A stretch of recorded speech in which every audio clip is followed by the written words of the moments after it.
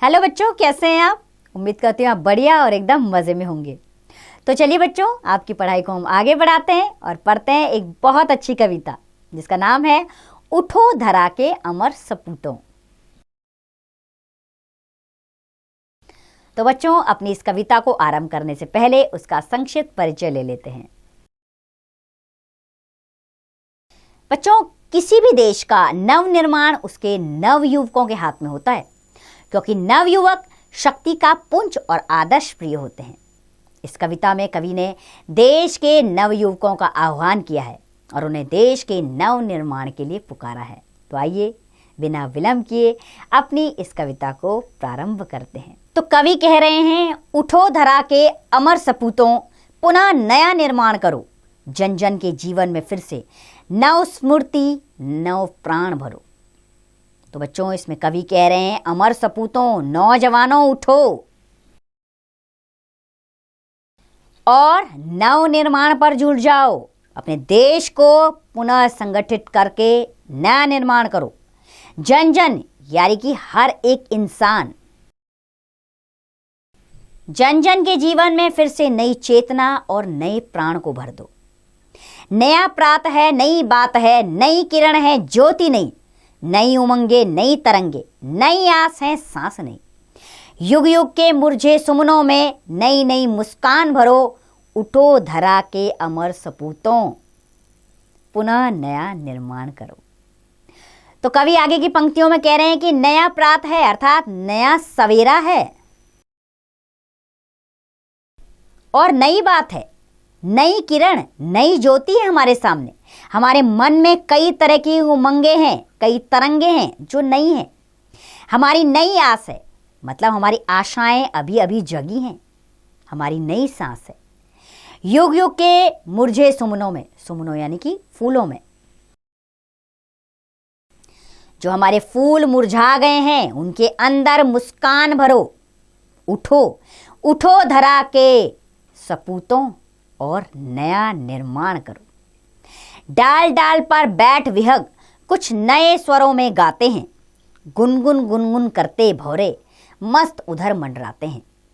नवयुग की नूतन वीणा में नया राग नवगान भरो। उठो धरा के अमर सपूतों, पुनः नया निर्माण करो। आगे की पंक्तियों में कवि कह रहे हैं हमसे कि उठो नवयुवकों, ये डाल डाल यानी कि डाली डाली पर जो विहग यानी कि पक्षी बैठे हुए हैं, वो नए स्वर में गा रहे हैं। क्या गा रहे हैं? वो हमें नया संगीत सुना रहे हैं कि उठो, नव चेतना जगाइए अपने अंदर। गुनगुन गुनगुन करते भौरे मस्ती में मंडरा रहे हैं। नवयुग की नूतन वीणा में, जो हमारी नई वीणा हमारे हाथ में आई है, उसमें नया राग और नया गान भरो।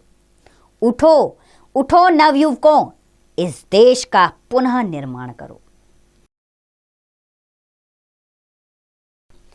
कली कली खिल रही इधर, कली कली खिल रही इधर, वह फूल फूल मुस्काया है। धरती माँ की आज हो रही नई सुनहरी काया है। नूतन मंगलमय ध्वनियों से गुंजित जग उद्यान करो। उठो धरा के अमर सपूतों, पुनः नया निर्माण करो।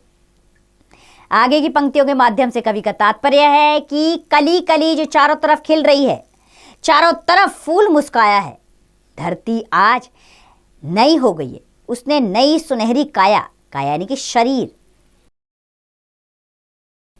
अर्थात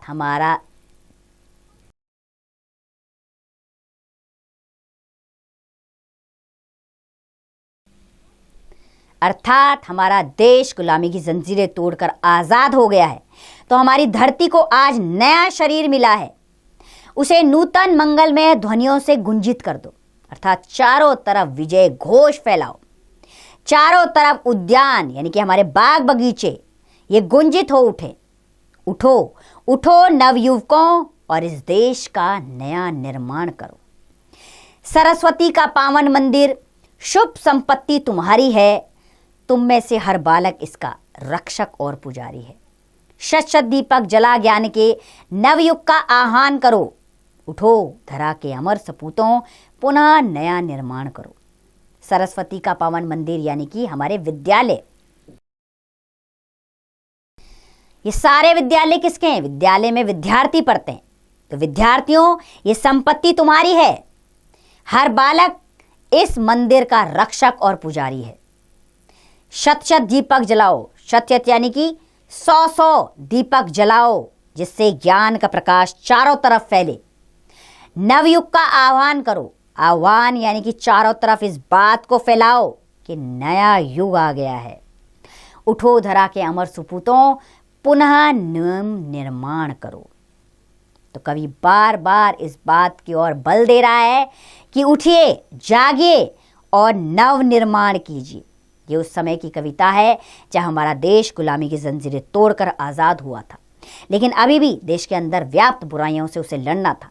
इसलिए कवि ऐसी कविताओं के माध्यम से लोगों को जागृत करना चाहता है कि उठो और जागो और अपने देश के अंदर बुराइयों को समाप्त करके इसे प्रगति के पथ पर ले जाओ। तो बच्चों, ये कविता लिखी गई है द्वारिका प्रसाद माहेश्वरी द्वारा। आइए एक बार कवि के विषय में भी जान लेते हैं। द्वारिका प्रसाद माहेश्वरी का जन्म 1 दिसंबर 1916 को उत्तर प्रदेश में आगरा जिले के रोहता ग्राम में हुआ था। आधुनिक युग के बाल साहित्य की रचना करने वालों में उनका महत्वपूर्ण स्थान है। उनकी कविताओं में देश प्रेम और राष्ट्रीय एकता की भावना की प्रबलता है। उनकी प्रमुख रचनाओं में क्रोचवध, सत्य की जीत, वीर तुम बढ़े चलो, हम सब सुमन एक उपवन के, सूरज सा चमकू में आदि प्रमुख है। 29 अगस्त 1998 को उनका निधन हो गया। तो बच्चों, इस कविता के माध्यम ने कवि ने हमें बार बार ये समझाया है कि उठो और देश के लिए कुछ करो। समय आ गया है, अब पीछे हटने का समय नहीं है। देश प्रगति की तरफ बढ़ेगा, तभी हमारी भी प्रगति होगी। तो उम्मीद करती हूँ बच्चों, ये कविता आपको अच्छी लगी होगी। आप बार बार इसे पढ़िए और लोगों को भी सुनाइए। अब इसका अभ्यास कार्य आप स्वयं कीजिए।